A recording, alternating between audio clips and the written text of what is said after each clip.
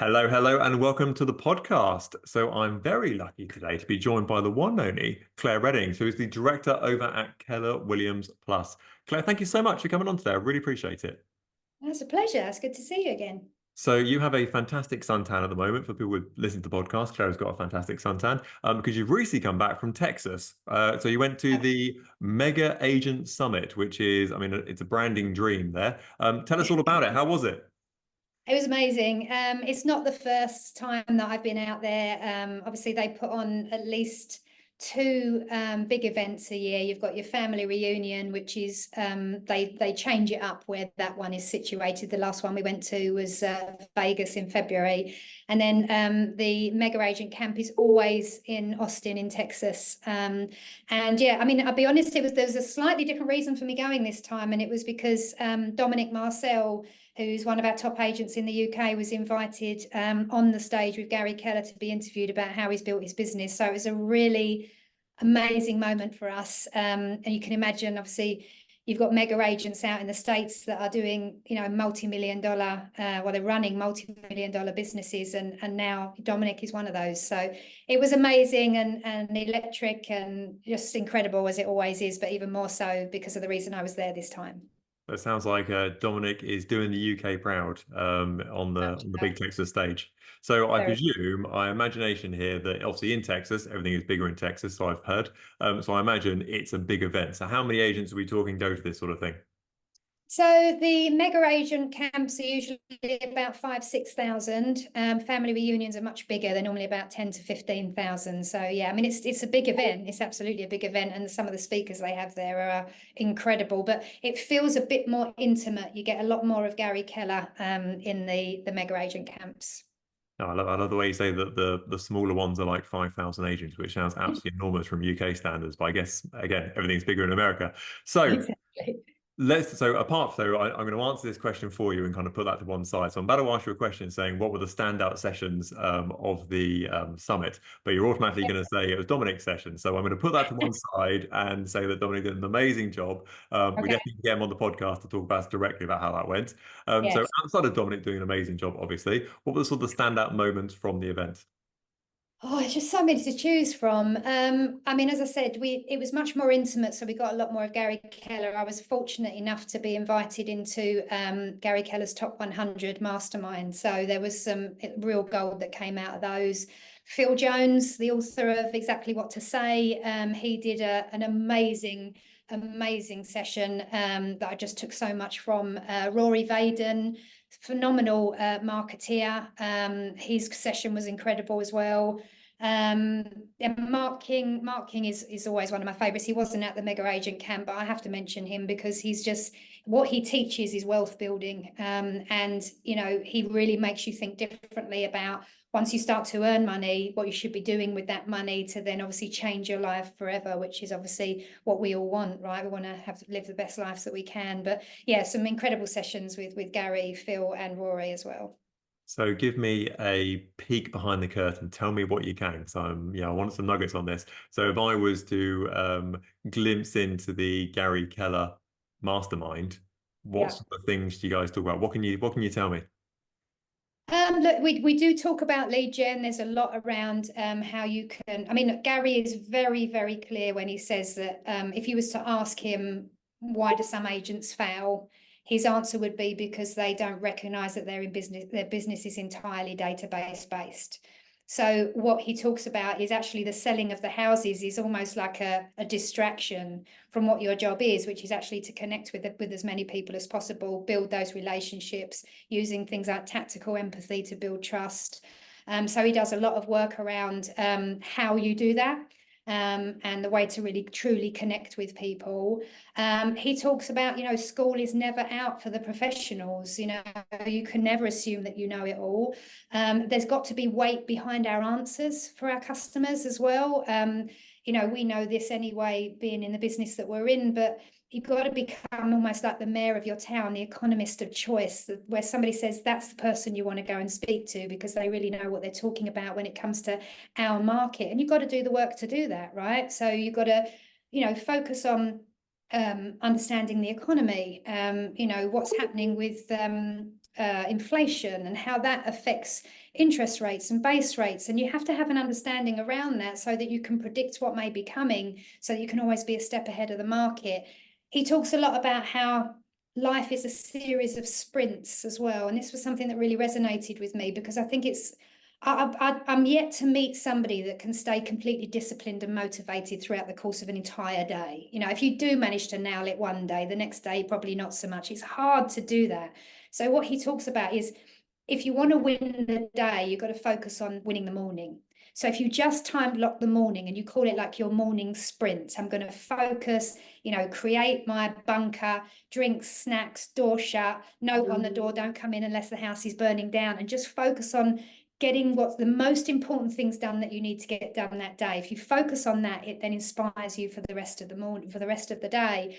And one thing that I'd never heard him say before, which was really interesting, he said, I never decided one day that I wanted to have the largest real estate organization in the world. I didn't have that vision for myself. He said, but what I did do is I woke up every single day and I just wanted to be a little bit better than the day before, and just stretch myself just a tiny bit.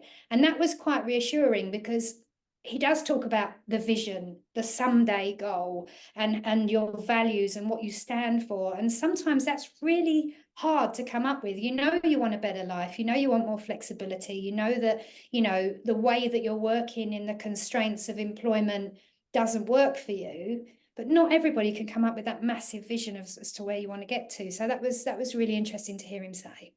And it must be nice hearing from someone like that, to hear that he's just a normal guy, if that's a way of putting it. So that, you know, instead, you know, what's very easy with people like Gary, I imagine, is kind of put him up a pedestal and go, well, I could never achieve that, and Gary's this and Gary's that sort of thing. But I imagine what's very humbling is to hear Gary kind of talk on quite a human level and go, actually, yeah, I struggle with this, and yes, I struggle with that, and this is what I focused on, and this actually was what my initial dream was, and this is actually where we are today. Exactly that, and that is exactly how it felt. And because it was a bit more intimate, especially the mastermind where there was just 100 people in the room, and he was literally, you know, right there. You're standing in front of a self-made billionaire, and he is just a normal bloke, you know, and a very personable one at that as well, and just shared absolutely everything. And that you don't show up to these things every single time and suddenly he's come up with some new stuff for you. It's not complicated what we do. It's about being consistent. It's about, you know, being knowledgeable enough about your market and your business and the industry that you're in, so that people see you as that's the person you want to speak to if you're thinking about making that move or whatever, and just making sure that you're marketing yourself in the right way so that people see you as that. So it's very simple stuff, but it's consistency. Do you think agents in the UK and probably worldwide, do you think they overcomplicate and sort of have slightly shiny object syndrome for lots of stuff they kind of know they should do in their business? 100%, 100%. And look, let's face it, most of the learning and the training that we do is how you go about winning more business, you know, and but how, I mean, I've got probably 100, 120 agents in my market center, and we've obviously got our top 20% who are performing at a really high level. And I can tell you that out of all of those 20s, nobody's doing it the same. You know, whatever they've tapped into, that's their vein, that's working for them, that's drip feeding them that business, and then they're kind of padding that out with some other activities to drive in a bit more. Everybody has a different way of doing it, because we're all different, and what's comfortable and what fits for one is not the same for another. And we have to stop going, well, how are you doing it? And what are you doing? And how's that working for you? And then keep taking our eye off the ball and moving around. You don't plant the seed and keep digging it up every few minutes to see if it's growing. You've got to make your decision on about what you believe is the right way for you to do this, and trust in the process. Full disclosure, I'm going to be nicking that, bury the seed, then dig it up every 10 minutes to see if it's grown. I'm going to be nicking that in my future metaphors. So thank you very much for that one. You're welcome. So I imagine you met with, so outside of sort of the really big names that you kind of met with, so the Gary Kellers of the world, etc., I'm sure you get to network with some amazing estate agents from around the world. But I imagine most of them are US based from there. So what do you think of the guys in the US are doing that we can learn from in the UK? Oh, I mean, look, I think we've got a long way to go before we're doing it exactly as they're doing it. But, you know, they are very big on events, right? So and I can see why, because rather than you working on connecting with one person at a time, wouldn't it be better to connect with a few hundred at a time? And naturally, if you're going to build a business whereby people know exactly what you do and why you do it and how you do it, if lots of people can learn that about you in one go, then obviously that makes a lot more sense. They do go very big with it, like their open houses, for example. They have ice cream trucks outside, and they're forming queues of the people in the area to come and get an ice cream and then wander through the house. I think we're a bit far away from getting to that kind of point, but I definitely believe that we should be doing more for the community, getting involved in the community, putting on little events. We've got Halloween not too far around the corner, just doing things like that where we can bring the community together, and do that, you know, in our own name and wanting to support people locally. So I think that is something that they are very big on, and most people out there will say that a lot of their business came from, you know, events that they'd created. So yeah, I mean, that's something we can learn from. But again, it's thinking big. I think that we're so reserved, we're very fearful. It is a bit new to us, let's be honest. I mean, I know that being self-employed as an estate agent in the UK, you know, it didn't happen 5 minutes ago. It's been around for a few years, but it's only really starting to take off here now. We're starting to see more and more people wanting more, and also wanting to help change the industry here. So, you know, it is a little bit still in its infancy here, but there's a lot more that we could be doing as a collective to, you know, to build our businesses based on what they do in the States. I mean, I do a whole training session on different things that you could do. So it's probably a podcast for another day where I'd be happy to share 20 or 30 different ideas. But yeah, a lot of it is around connecting with people in the community. I had visions there of explaining to Mrs. Jones in her bungalow that we were going to do an open day on her property and get an ice cream van in the front driveway, and seeing how well that went down with herself in the UK. Probably not quite ready for that yet in the UK, I'd say. Not quite ready, no. So where's the balance then? So talking about events, and I actually had a video call with one of my clients this morning where we talked about events and organising events for the business. And I actually said to her that I thought she was a bit in her infancy to be organising events like that at the moment. Because for me at the moment, she's just very early on in her estate agency career. So it's all about sort of getting bang for your buck, and we need sort of stuff today rather than tomorrow sort of thing. So what stage in an estate agency journey do you think that is the right time to start doing stuff that is more focused around sort of brand rather than the I need something now sort of direction? Yeah, I mean, I think you need to do the work initially to get known in the community, whether that's through like what you're doing farming wise, door knocking, you know, handwritten notes, leafleting, letters to your community, whatever you're doing. Get 1 or 2 boards up in the area so that there's starting to be a little bit of recognition about the brand, and then I would be going all in straight away.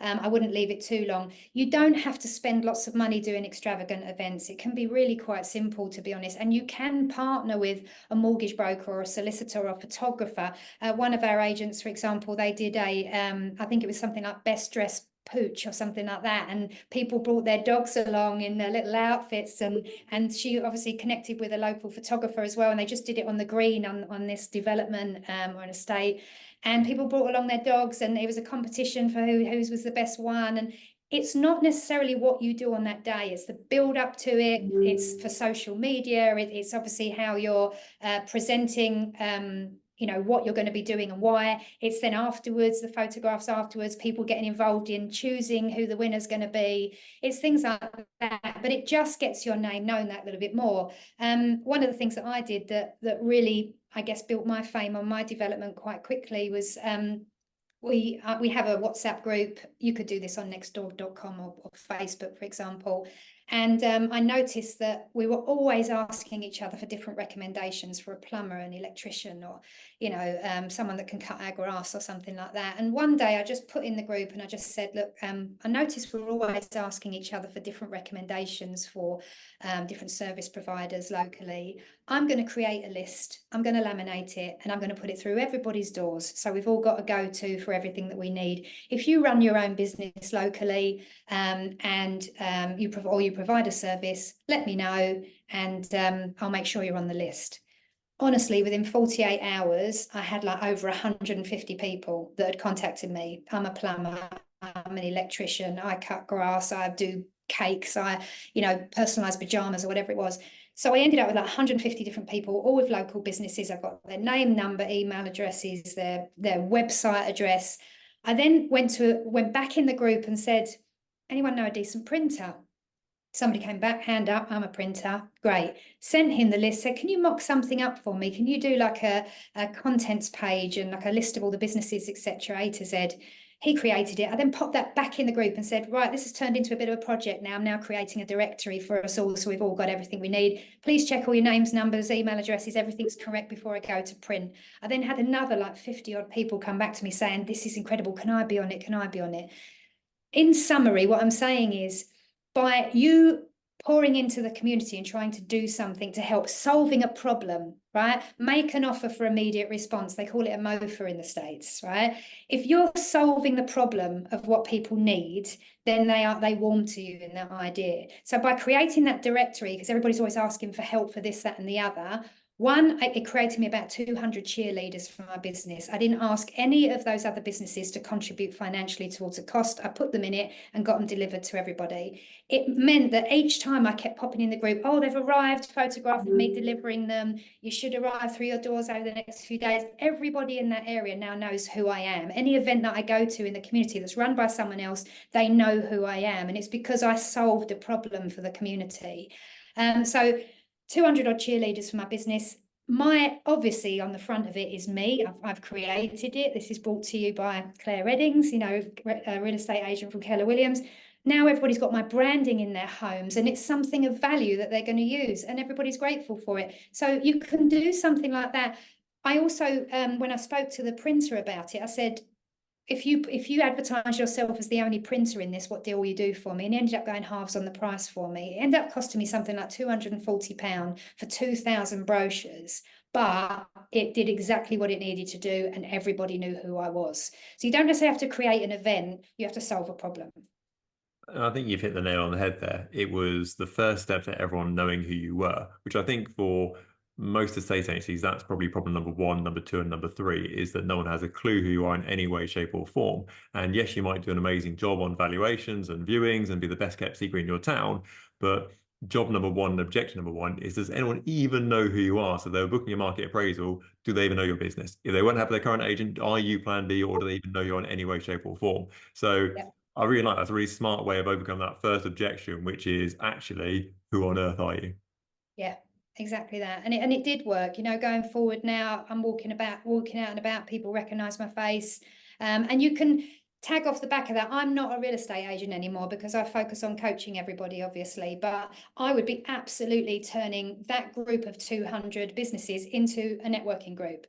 I'd be meeting with them once a month and seeing how can I pour into them and their businesses. Off the back of that, I would send monthly newsletters, and I'd be doing a business of the month spotlight on there, as well as talking about what property values are doing. I'd be doing that monthly or bi-monthly. It starts with getting recognised, exactly as you said, by doing something like that, but then you can build off the back of it and make sure, we've got workflows in the system that automatically sends a text message to any of those businesses just saying, hi, how you doing, how's business, keeping me front of mind with them so they don't forget that I did that nice thing for them and referring me business in. So it's what that then turns into you. That's what turns in for you, sorry, that's the first step.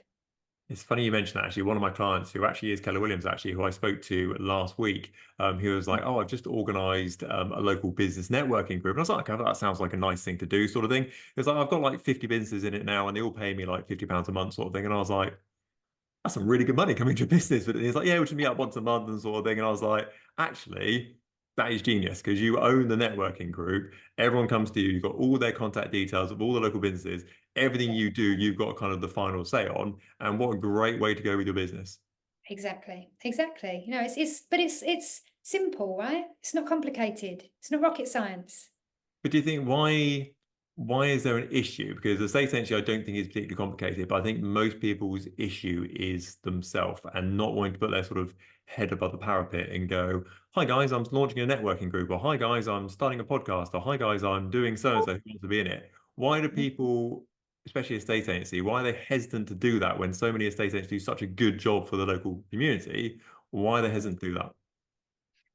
I don't know. Look, you can't be a secret agent. The people need to know who you are. And I think if you really do genuinely trust and believe that you are the best option for that client because you care so much because you're going to put every effort to help them and support them in their move. This isn't about just facilitating a sale. This is about helping them in the moving process and getting them where they truly want to be. If you genuinely care about that, you just got to change your mindset on it and just think differently. You know, for me, if I walk out of my, I mean, obviously, again, I'm not an agent anymore, unfortunately. I'd be making a lot of money if I was, I'm sure. But if I was to walk out of my front door and see somebody else in my street with a board up and it's not mine, I think that's on me. They might not have a great experience. They might not actually achieve the most money they could for their property. Nobody's helping them actually secure their onward purchase. Who's managing the move for them? You know, and their experience might not be as good as it would be if they actually knew how I operated. So it's on you to make sure that everybody does know how you work differently. If you do work differently, but if you don't believe that you do and you're just as good as everybody else, then I can see why you wouldn't want to pop your head up out of the parapet, because you're afraid to tell anyone you're an estate agent. We don't have a great name, do we? Do you think that's the difference between, or one of the differences between the agents that do well out the blocks and the ones that have a slightly slower start, should we say, is the ones that have a really solid start to their business are the ones that aren't shy about opening an estate agency business, and they tell all their friends, all their family, do the Facebook groups, do the podcast, do the everything to say, this is who I am and this is what I'm doing, compared to the ones that are slightly more shy about it and therefore are slightly more hesitant to tell people just in case it goes wrong. And that kind of becomes a self-fulfilling prophecy, do you think? Oh, 100%, 100%. I mean, you've got to start with your sphere of influence, people that you already know and that know you. People do business with people they know, like, and trust. And these are people that already know you, they already like you, and they already trust you. So why wouldn't you start with those people? They're the people that become your cheerleaders for your business. They recommend you. And also, never take for granted those people. Never assume they know how you work. Never assume that they know, you know, why you do what you do and how you take care of people. You've got to make sure that they understand how you operate as well, and pour into them even more so. Because if all of your friends and family gave you 2 listings a year, well, you wouldn't need to do anything else, would you? Yeah, so we had a new company record the other day. So one of the things we do on our first launches with people is literally do exactly that. And we will record a video and they send it to all their connections on WhatsApp via broadcast message. And one of the guys, literally, I say to people, like, we're recording it now. Because historically we would say, yeah, do it after the video call. And it sometimes get done, sometimes it wouldn't. So I'm like, okay, let's do it now then. Get your phone out, record this video, get it sent, sort of thing. And within 25 minutes, they had a message back saying, yeah, actually, your cousin Bob's about to sell his property. Give him a call. With an instruction within 25 minutes of our video call starting, just by asking the local network, say, this is what I'm doing. I'm launching my estate agency business. If you live in X, Y, Z, give us a buzz. And it came through because they knew and liked trust already. No, just asking the question, who do you know that might need my help right now? You know, it's a very simple thing, but what you've done there is and that's why coaches are so important, is accountability. It's not just people will listen to this podcast and go, that was a great idea, or that sounds like something that I should do, but probably never do it. Probably never actually take action with it. But what you've done there is you've forced someone to stand still for a minute and actually do it. Slight caveat on the word forced. I strongly advised. So you talked about earlier about the top 20% at Keller Williams that you look after. Yeah. What do you think puts them in the top 20% and keeps them out of the bottom 80%? That's a really good question. To be honest with you, I think it's what we've spoken about up to now already. I think it's you do have to have a reason to make this work. I think if people try and do this part-time, or you know, they're not truly passionate about making it work, they feel like they've got to fall safe if it doesn't work. Most of the people in the top 20% are people that have gone, I'm all in and this has to work for me, and they put the work in. They show up to the training, they have a coach, they're accountable, they create their plan in advance of the week and say, this is what I'm going to commit to getting done next week. They show up to the training sessions and they move forward. They make sure that they're moving forward with their business. You know, you have to there's so many things that you could be doing when you're running a business, so many, and you've got to identify what are the things I actually need to do. What should be leveraged elsewhere? Most people in the top 20% do leverage. They make sure that even if it's friends and family are helping them with posting out on their social media, or they're doing the admin that doesn't need to be them, they identify the things that requires them to do the work and they go all in on all that.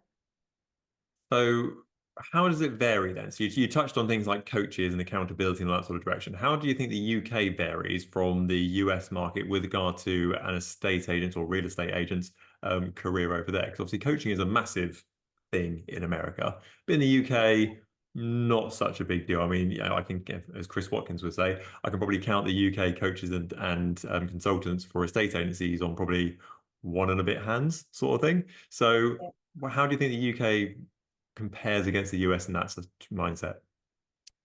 You know, I think you'll be surprised it's not that different actually, Chris. Although there are lots of coaches out there, but there's a lot more realtors out there as well, obviously. But still, you know, I was speaking to some of the you know, the top coaches that were out there just in August, and they were saying that they struggle to get people to show up to accountability calls. People don't want to be held accountable. They don't want somebody to point out, well, look, you said you was going to get this done, you haven't done it. You know, what's getting in the way? People don't want that, you know. So it's actually not too dissimilar in the States than it is here in that regard.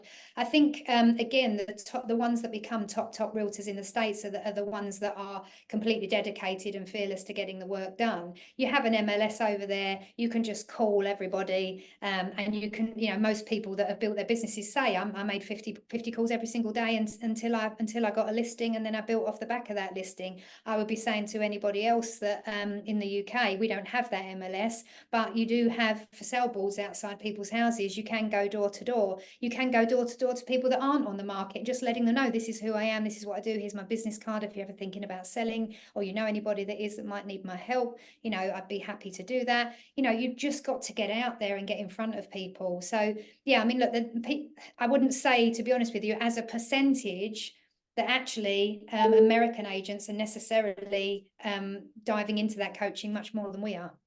Interesting. I like that. I like the sound of that. That's yeah, interesting point there. So if we track where we're going through with regard to the UK market, you know, the largely growing part of the estate agency world is the self-employed world, which I think is a really good thing. And I think I'll take the words out of your mouth, but I'm sure you agree that's a good thing as well. Where do you see it going? Because obviously in the US, I can't remember the exact figures, so I'm gonna be very grey with this. But obviously the average household per head for a estate agent is far lower. So for example, for every 1,000 people, there's a real estate agent, for example. In the UK, it might be one every 10,000, for example. So do you see it going in the direction where it's more and more congested, let's call it, with estate agents for your local area? So for example, you might have 5, 6, 7, 8, 9, 10 estate agents for your town who are all self-employed estate agents, for example. So that gets more and more competitive. Do you see it going in that direction? I do. Maybe not like it is in the States. I think something like 95% of people in the States are self-employed realtors. I don't see it necessarily getting that far, but I can definitely see it getting to maybe 50, 60% that will be self-employed, you know, business owners, real estate agents. I think for us, we need to focus on improving prices, right? And our fees. Fighting over 0.5%, 0.75%, and even some of the self-employed agents that are battling around that level as well. It defeats the object of actually what you're trying to do. Because as a self-employed realtor, if that's what you're going to call yourself, a property advisor, property consultant, you can't list hundreds of properties and sell hundreds of properties if you don't have the backbone of a business behind you to support you with the admin and be that leverage for you. And you'll end up taking on too much, not offering a particularly good service, and, you know, doing nothing differently to a high street brand that's been there for, you know, 20, 30, 40, 50 years. So I think focusing on your value, understanding what you bring differently, and looking at every aspect of your business to make sure that you are worthy of that 2% fee or whatever it is that you're looking to charge, so that you can work with just a handful of clients and it be a very different experience for them. There's no use coming in as a self-employed agent and operating the same way you did as a high street agent, where you had limited time and resources. So I think for us, I can, as I said, I can see it getting to the 50%. But actually, I don't see necessarily too many self-employed agents surviving if they don't focus on what they bring differently, what their value is, and making sure that they're worthy of a decent fee. Is that because estate agents who are going self-employed are brilliant estate agents, so they're good at the viewing, the valuations, listings, all that sort of stuff? But actually, when it comes to running an estate agency and actually knowing the business metrics of it and what's kind of good and what isn't, do you think that they're a bit too green on that sort of thing? So therefore, they're going out and doing what they've historically done, but actually the business is holding them back. 100%. I totally believe that. I mean, I've seen it. I've been running this business now for 4 years, 5 years, 4 years. I can't remember. 2019, 5 years nearly. Wow, that's gone quick. So 5 years of my life I've been doing this, and I've had some agents coming in. I've gone, they are going to smash it out of the park. They've been an agent for 25 years. You know, they've got so much experience. They're going to come in and they're just going to run away with it. And they don't do any of the training. And look, we don't just train people on how to sell a property. There's training around how do you build a business? How do you build a database? How do you nurture that database so that you get repeat and referral business from it? You know, how do you structure the way you pay yourself to make sure that you're reinvesting for marketing, and, you know, making sure that you're holding back a certain amount of money as a safety net so you can survive for a period of time if the market shifts, all these sorts of things. And also, how do you even lead generate for yourself? Most people that have been fantastic listers, great agents, they've relied on the brand to drive those leads in. If you don't do the training to understand all those elements, you won't necessarily survive. You won't build a sustainable business. And I've seen it happen time and time again, which is why I say we absolutely can coach people and help people to build a business that have actually never been a real estate agent before in their lives. Now, it takes longer because there's more to learn for sure. But if they're learning based, if they've run a business previously, if they're great with people, and if you, the only part you need to teach them actually is how you would go out and take a listing and the right language to use and the way to progress it, that's actually an easier thing to do than actually changing the mindset of somebody that's been working in a certain way for 25 years. I completely agree with that. I used to, when I worked with the property franchise group, about half of all our new starters were completely brand new to estate agency. And yes, it was slightly painful to start off with to say, you know, this is an offer, this is a memorandum of sale, this is what you do, sort of thing. Actually, after 6 to 12 months or so, the guys that were charging a higher fee were the ones with zero experience because they Yeah. hadn't been sort of brainwashed, but the nice possible spin on it, over the last 10 years or so to be like, it's fee, it's fee, it's fee, it's fee. They'd walk to the front door and go, yeah, my fee is 1.5%. Anyway, so I can bring the photographer out on Tuesday. And they're like, yeah, I charge 1.5% because I just asked for it and that's how much I want. And therefore that's what I get. And the guys who were experienced were like, what are you doing? What technique are you doing? How are you? They're like, I'm just asking for it. So Yeah. I think there's a certain je ne sais quoi that comes with the naivety on that side of things that just goes, yeah, this is what I need to do. This is what my fee is. I just get it. Thank you very much. Exactly. They've got no preconceived ideas. They haven't been conditioned to what they believe. You know, most people that I speak to say you won't get that in my market. It's ridiculous. It doesn't matter what market it's in. You'll get it if you've proven your value. You'll get it if you've shown your difference, if you've explained how you're going to operate differently and it's going to be a better experience for them. If they trust and believe that you empathize with them, that you understand their reason behind the move, that you're connecting with them and that what you're saying resonates with them, trust me, the fee that you charge becomes a very, very moot point. And we absolutely do prove it time and time again, usually with people that have never been an agent before. Because, oh, is that what we charge? Okay, I'll just go and ask for it then. Yeah, try that. Claire, you've been an amazing guest. Thank you so much for making time to come on today. It's been absolutely brilliant. Thank you so much. Pleasure.